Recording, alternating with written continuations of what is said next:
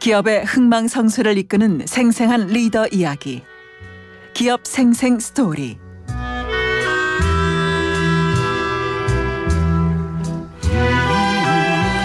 네, 리더가 방향을 정하고요. 리더가 책임을 집니다. 리더가 모든 것의 구성을 또 결정 내리기 때문에 중요한 자리입니다.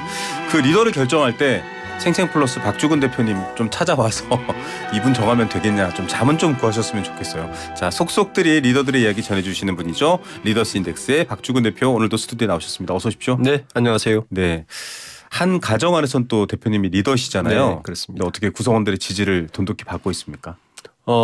모르겠네요. 이제 애들이 크니까. 네.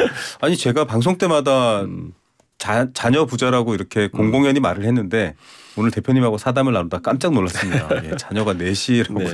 정말 대한민국을 지탱하고 있는 가장인 것 같습니다.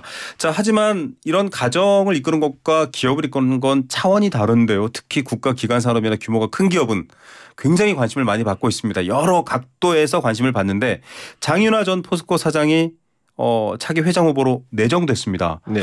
사실 주요하게 좀 떠오르고 있는 두 분, 뭐 저희가 얘기했었던 그 두 분과는 권영수 LG엔솔, 그다음에 김지섭이었나요? 네, 예, 사장님. 예, 차장님. 네. 그렇게 두 분이 사실 언급됐는데 발표하고 나서 저도 깜짝 놀라긴 했거든요. 배경 어떻게 보세요? 모두의 예상을 빗나간 것 같습니다. 네. 일단 큰 의미로는 한 가지는 포스코의 후추위가 여러 어떤 반대를 무릅쓰고 굉장히 고집스럽게 후추위의 결정을 밀어붙였다. 후추위가 밀어붙였다. 네, 김지용 포스코홀딩스 미래기술연구원장이네. 이름 정정하겠습니다. 네. 그래서 가장 아까 말씀하신 것처럼 가장 유력한 후보는 이번에 외부가 되지 않을까라는 후보가 사실은 많은 언론들에서도 그렇게 예측을 했었고. 그러게요. 권영수 대표에 대한 전 대표에 대한 관심이 높았어요. 네, 높았습니다. 그런데 후추위에서 이번에 방점을 찍은 거는 역시 철강 부분이었던 것 같습니다. 네. 지금 포스코가 굉장히 과도기에 있는데 결국에는 2차 전지라는 미래 기술에 굉장히 방점을 찍어서 최정호 전 회장이 굉장히 드라이브를 걸었는데 탈철강을 탈철을 외치면서 이번 2023년 실적과 그리고 글로벌 돌아가는 어떤 철강의 산업을 봤더니 역시 우리의 강점인 이 철강의 경쟁력을 높일 수 있는 후보도 반드시 필요하다. 네. 그러니까 이 두 가지, 그러니까 철강의 경쟁력을 높일 수 있으면서 미래 기술까지 확보할 수 있는 사람을 굉장히 고민한 것 같습니다. 예. 그리고 또 하나는 이제 외부 출신이 오면 이게 인기제지 않습니까? 네, 그렇죠. 그러니까 철강이라는 산업에 경험이 없는 분이 오시면 철강 산업에 대해서 공부하다가 다 가지 않겠느냐라는 우려도 상당 부분 영향을 미친 것 같습니다. 예. 그래서 이 장인하 사장이 이제 어쨌든 그 후추위에 최종 선택이 됐는데 나이는 좀 많죠. 55년생이시니까 현재 69세입니다. 예, 곧 70. 네. 근데 이제 장인하 사장의 이제 이력을 보면 이분은 서울대 조선공학과를 나오긴 하셨지만 철강 전문가로 했고 사실은 2018년도에 이 최정우 회장 전 회장이었던 권 회장 때 그러니까 2018년 선거 때 그 당시에 후보에 같이 올랐어요. 최종 2인으로 최정우 전 회장과 올랐었는데 왜냐하면 그때 장인하 회장이 훨씬 유력했습니다. 왜냐하면 그 당시 회장이었던 권 회장의 최측근이고 오른팔이라 그랬어요.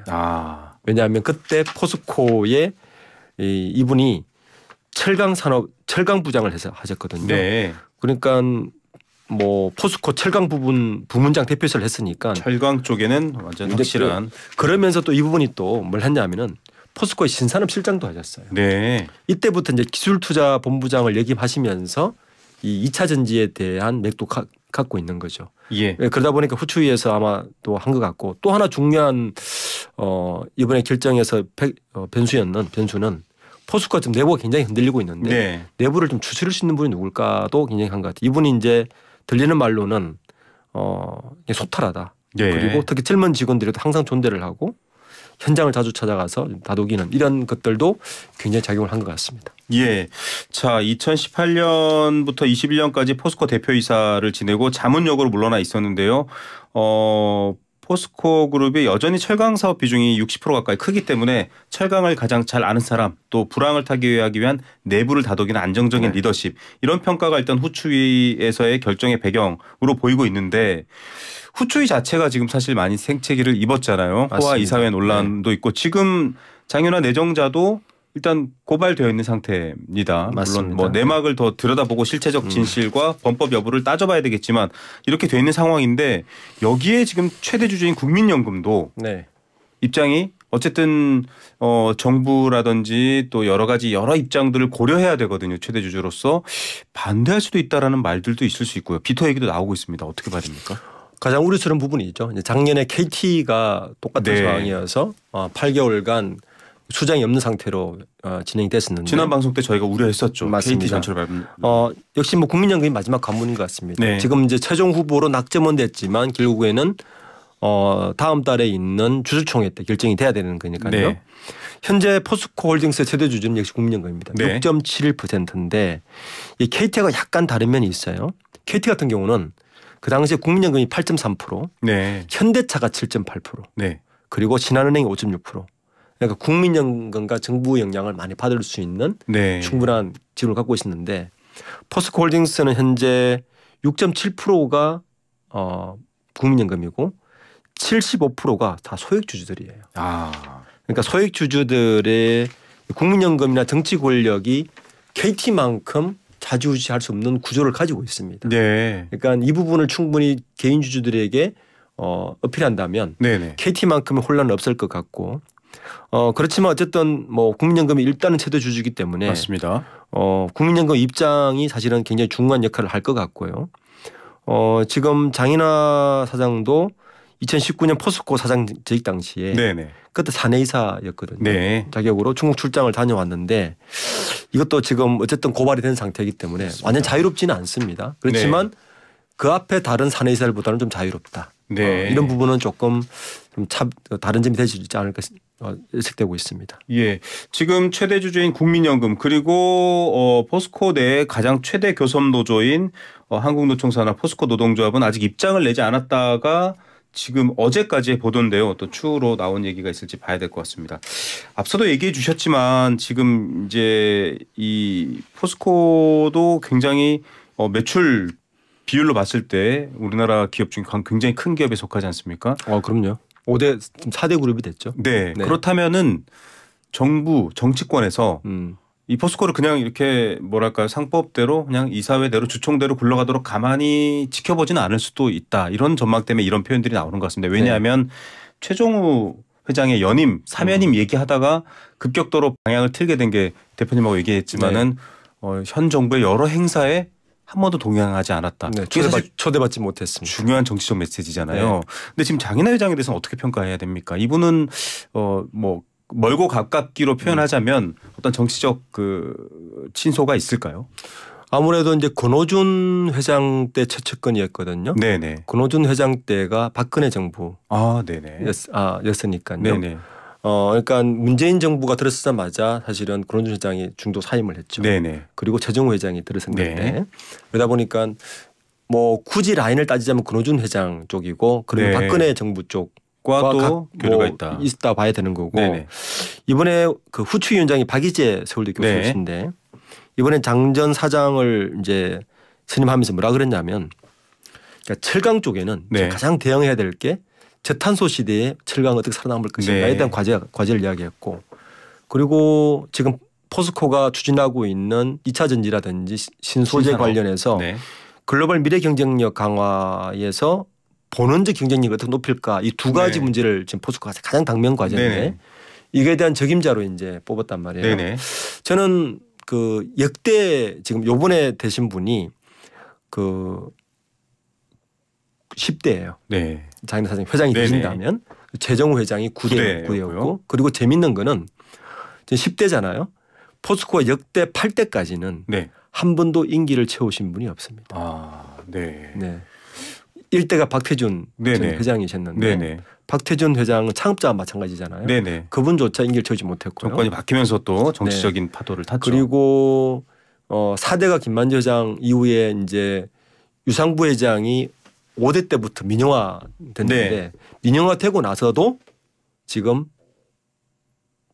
임기를 채우지 못한 거죠. 그럼 최종호 회장을 유일하게 임기를 채운 거죠. 네. 그런데 최종호 회장도 우리 이미지로는 네. 저분이 임기를 채운 게 맞나? 하는 이미지가 크죠. 마지막에 좀 그렇게 마지막 연임을 스스로 포기했기 때문에. 그래서 포스코 영원한 과제는 포스코가 갈 길이 바쁘거든요. 네네. 어떻게 아직까지 왜 정치적 이 굴레에서 못 벗어나는가가 사실은 더 큰 문제인 것 같습니다. 예, 어떻게 보면은 모르겠습니다. 이 현미경과 아주 정밀한 자로 이분이 정치적으로 어디에 있느냐를 따지는 문제보다는 이 정치가 계속 개입되어 왔을 때 안정적으로 포스코의 과제들을 풀어내느냐의 문제에 대해서 답을 더 고민해야 된다라는 뭐 원론적인 얘기지만 사실 많은 얘기이기도 하죠. 이런 부분들에 대해서 숙제가 있는데 말씀하셨다시피 지금 철강 산업 같은 경우에는 중국이 저가 공세로 밀려오고 있고 신소재 부분, 철강에 있어서의 신소재 부분은 지난번에도 말씀하셨지만은 지금 US 스틸을 신일본 제철이 이제 인수하면서 굉장히 경쟁이 격화됐습니다. 맞습니다. 포스코가 살아남을 수 있느냐도 지금 굉장히 위험한 상황이 됐고 또 2차 전지라든지 뭐 굉장히 지금 이제 뭐랄까요 고체 연료, 고체 전지로 가고 있는데 또 철강 산업이 굉장히 핵심적인 연결이 있는데 이 과제도 사실 아직 뭔가 이렇게 토대가 탄탄하지 않은 상황이거든요. 시작해야 되는 상황이거든요. 이분이 앞서 말씀하신 그래도 연세가 있으신 분이잖아요. 이거를 뚫고 나가는 데 있어서의 후추의 평가 배경 어떤 강점이 있을까요? 후추위에서는 제가 방금 말씀드린 것 같이 현재 그 포스코의 본연인 철강 산업의 경쟁력을 어떻게 높일 수 있을 것인가가 첫 번째 과제인 것 같고요. 네네. 그러면서 신산업에 대한 감각이 있는 분을 뽑았는데 지금 철강업계가 과제가 만만치가 않습니다. 그렇습니다. 일단 OECD에서요. 철강 과잉 생산이라는 보고서를 이미 나왔습니다. 그러니까 경제 불황으로 시장 어려움 때문에 철강이 일단 과잉이다. 네. 가격이 떨어지겠죠. 네. 수익이 떨어지겠죠. 이미 지난 결산 때 이미 철강에는 그 철강 부분이 이미 마이너스 21%, 마이너스 10% 정도, 10조 정도 됐으니까 매출에서 이 결과 나오고 있고요. 또 하나는 문제가 가격도 떨어지는데 지금 유럽 쪽에서 탄소 경제제도 그러니까 탄소 배출량을 가지고 탄소 저감 제도를 하잖아요. 굉장히 정치화. 가격 떨어지는데 이것까지 하면 이제 수익률 더 떨어지는 거죠. 이걸 어떻게 할 것인가? 그러니까 탈탄소 친환경 인프라를 꾸려야 되는 게 또 하나 과제인 거죠. 맞습니다. 그리고 방금 말씀하신 것 같이 철강업계가 지금 굉장히 빠르게 움직이고 있습니다. 일본 제철이 US 스틸 인수하면서 세계 3위가 돼버렸어요. 유럽에는 뭐 우리가 알고 있는 뭐 또 그 대형 철강사가 있고 중국은 가격으로 경쟁하기 때문에 이런 세 가지 이 문제들 그러니까 OECD 철강의 과잉 생산, 환경적인 문제를 어떻게 풀어나갈 것인가, 그리고 경쟁 문제 이 세 가지를 풀어내야 되는 굉장히 복잡한 난수를 풀어야 되는 거거든요. 그러니까 그래서 구간이 명간이 될 수가 있는 것이고 가장 철강을 아는 사람이 그래도 이 문제를 돌파할 수 있겠다 이런 판단이군요. 그리고 이제 신소재 부분도 이분이 신산업법을 했기 때문에 원고지신으로 어떻게 풀어낼까가 이번 뭐 선임 배경의 가장 중요한 이유였던 것 같습니다. 예, 뭐 리튬, 인산철 등 지금 또 배터리 업계도 여러 가지로 또 전문 영역이긴 합니다만 변하고 있기 때문에 그 얘기가 나오고 있습니다. 반대 얘기도 좀 궁금한데요. 범시민 대책위원회라는 데가 있고 여기서는 아주 강하게 비판했습니다. 파이낸셜 타임즈, 한국 파이낸셜 타임즈 기사 제목인데 사법 리스크에도 팔은 안으로 굽었다 이렇게 하면서 강하게 비판하고 있어요. 이분들의 의견은 어떻게 평가하세요? 기본적으로 후추위의 그 공정성에 대한 공격인 것 같습니다. 고발하신 분들도 이분 그렇습니다. 거죠? 후추위가 결국에는 그 회장의 선임권을 가지고 있는데 그 선임하고 있는 일종의 이 심판이죠.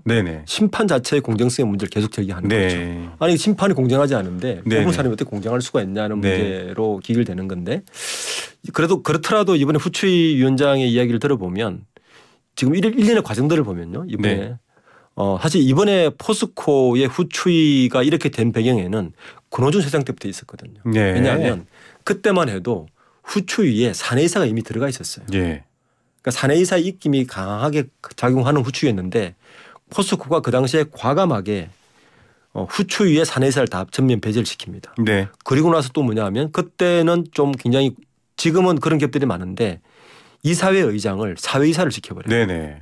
독립성을 높인 거죠. 지난번에 저희가 사회이사 제도 얘기할 때도 설명해 주셨죠. 그러니까 그런 고강수를 두면서 후추위를 만들었는데 그 후추위를 지키고자 하는 의지가 굉장히 강했던 것 같아요. 네. 이번에 했던 공격에도 그래도 국내 대기업들 중에서는 굉장히 선진된 지배구조를 갖고 있거든요. 네. 어느 기업이 아니다 보니까. 네네. 그러니까 이제 그런 공격에도 이번에 이렇게 밀어붙인 거는 그런 여러 가지 외부 공격에도 이 후추의 현재 제도를 계속 끌고 가야 된다는 이야기가 굉장히 강했던 것 같습니다. 그리고 또 하나는 국민연금 공격이나 KT의 우려를 보였듯이 네. 더 이상 포스코가 정치권의 영향을 받아서는 안 된다는 의지도 분명히 담겨 있는 것 같습니다. 예, 소유 분산 기업이라고 합니다. 어떻게 보면 뭐 경제 민주화라는 말들 정치 선거철에 들으시는 얘기가 아니라 이런 경우에 굉장히 아주 민감하게 작용하는 얘기인 것 같습니다. 자, 포스코의 미래는 뭐 앞으로 또 대주주인 국민연금의 입장 또 내부 여러 가지 또 소액주주들이 굉장히 비중이 높기 때문에 어떤 그분들을 통한 여러 가지 메시지를 통해서 아마 장인화 회장이 이 내정자가 어떻게 미래를 이끌어갈지에 대한 부분들이 나올 것 같습니다. 저희가 그때 또 한번 다시 얘기를 나눠보기로 하고요. 포스코 국민연금 이런 얘기를 하다 보니까 요즘 자주 등장하는 표현이 코리아 디스카운트입니다. 네, 그렇습니다. 아니 이거 기업의 가치와 여러 가지 자산을 비교해 봤을 때 주식 가격도 그렇고 너무 저평가돼 있다 이런 얘기가 나면서 정부까지 사실 나섰어요. 네. 이 부분들에 대해서 사실 우리나라 기업들도 굉장히 좀 배당이라든지 뭐 자사주 소각이라든지 여러 액션들이 또 간혹 보도가 되고 있습니다. 여기 관련해서도 움직임이 좀 다르죠. 지금 금융사들도 동참한다고 하던데. 네, 이 부분은 조금 이제 정치자들이 들을 때 좀 큰 그림을 읽으셔야 돼요. 네. 우선 두 가지의 관점으로 보셔야 됩니다. 미국의 경우에는요. 네. 우리나라 이미 고령화됐잖아요. 네네. 미국은 우리보다 한 10년 정도 더 빨리 베이비붐 세대가 이미 지나갔죠. 네. 베이비붐 세대가 우리나라 58년생 기준인데 네. 미국은 45년생 기준이니까 베이비붐 세대가 은퇴를 시작하면 그 사회가 어떻게 바뀌냐면요. 네. 자본시장이 배당이 굉장히 늘어나는 구조로 바뀝니다. 네. 지금 우리는 연금의 3축이라 그러죠. 국민연금, 개인연금, 퇴직연금이 3축이 되는데 미국은 하나 더 있습니다. 네.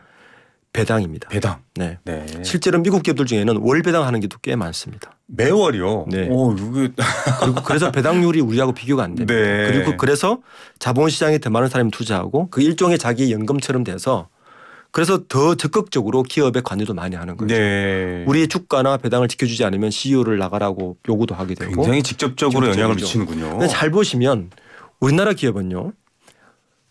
배당 적게 준다고 기업 주가 떨어진다고 CEO 교체하라는 요구를 주주들이 한 적이 아직도 한 번도 기사를 본 적이 들어보실 없습니다. 겁니다. 네. 이제 우리나라는 이제 시작이라 봐요. 네네. 최근에 보면 SK텔레콤, SK하이닉스, 삼성전자 몇몇 기업들이 분기 배당을 하기 시작했어요. 분기별로. 네, 분기별 매 분기별 배당을 하기 시작했어요. 네. 분기 배당을 제가 짚어보니까 대기업 중에서 한 14개 정도가 네. 제가 보니까 확인이 되더라고요.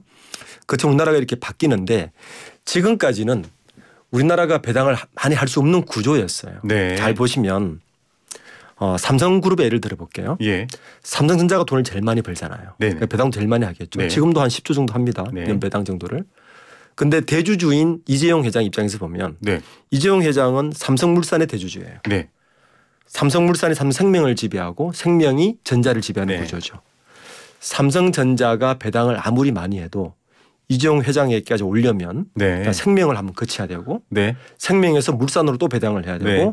물산이 최종 배당을 해야 들어오죠. 물론 네. 이재용 회장이나 일가들이 삼성전자 지분을 갖고 있긴 하지만 네. 아주 소수입니다. 네네. 그것도 어마어마한 돈이긴 하지만 네.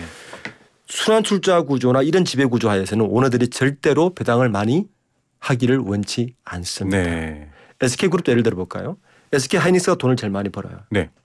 그런데 지배구조가 바뀌기 전까지는 SK하이닉스의 대주주는 SK텔레콤이었습니다. 그리고 SK텔레콤 대주주가 주 SK였어요. 네. 옛날에는 그 위에 하나 더 있었습니다. 네.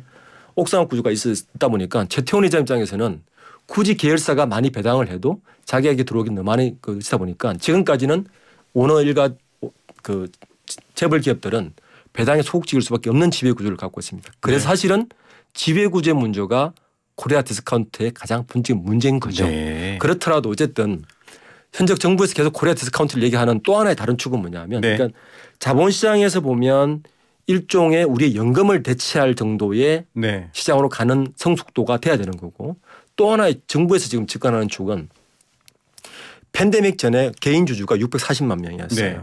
그런데 팬데믹이 거치고 나면서 우리나라 어떤 상황이 500만 바뀌냐면 144만 명. 그러니까 1,440만 명입니다. 네. 거의 800만 명이 늘었어요. 800만 명이 늘었어요. 자, 이 800만 늘은 800만들이 누구냐? 네. 대부분 MZ 세대들입니다. 젊은 세대들이죠. 네. 그럼 젊은 세대들은 왜 접근하느냐? 네. 더 이상 자기의 급여나 이런 걸 가지고 네. 계층 상승을 하기 어려운 사회 구조가 되다 보니까 노동소득이 자산소득이나 금융소득을 따라가기 못 따라가다 어렵죠. 보니까 코인이나 주식을 하게 되는 네. 뭐 이런 사회 구조는 어쨌든 그 세대가 들어와다 보니 그 세대가 이전과 같은 배당이나 어떤 자사주 취득도 하지 않고 소각도 하지 않고 이런 식으로 소극적으로 가다 보니까 불만이 쌓이는 거죠. 네. 그러니까 지금은 그 부분은 코리아 디스카운트 정책은 정책적 의미도 굉장히 내포하고 네. 있다는 겁니다. 어쨌든 그렇지만 결론적으로 말씀드리면 우리나라의 그 배당이나 자사주 소각은 굉장히 소극적입니다. 예. 역사적으로 굉장히 소극적이었습니다. 그런데 또 몇몇 전문가분들께서는 아니 뭐 저PBR주에 대한 정부의 대책이라든지 뭐 저기 그 뭐랄까요 좀 더 가치를 더 높이기 위한 여러 가지 이 정책들을 보면서 꼭 기업 자산이 순자산이 1조인데 주식의 합이 꼭 1조여야 되느냐 이렇게 또 등치하는 것도 사실 굉장히 위험할 수 있고 어떻게 보면은 이치에 맞지 않을 수도 있다 이런 지적도 있습니다만 지나온 역사의 맥락을 지금 쭉 들어보면 이건 너무 특히나 서익주주들은 그냥 오르면 팔아서 차익 남기시든지요 말고는 없었던 네. 시절이었네요. 진짜. 그렇습니다. 네. 그러니까 이제 코리아 디스카운트의 맥락을 보통 PBR로 이야기를 하잖아요. 네네. 우리가 이제 주식을 하는 분들은 PBR이나 PER을 이야기하는데 네네. 사실은 이 두 가지의 공통점이 있어요. 네. 이 공통점을 심플하게 이야기를 하면 내재 가치분의 시장 가치입니다. 네. PBR이나 네. 이 PER는 그러니까 그 기업의 실제 내재 가치가 1억인데 네. 시장 가치가 1억이 넘느냐 안 넘느냐밖에 있는 맞습니다. 거예요. 이게 이제 공식인데 네.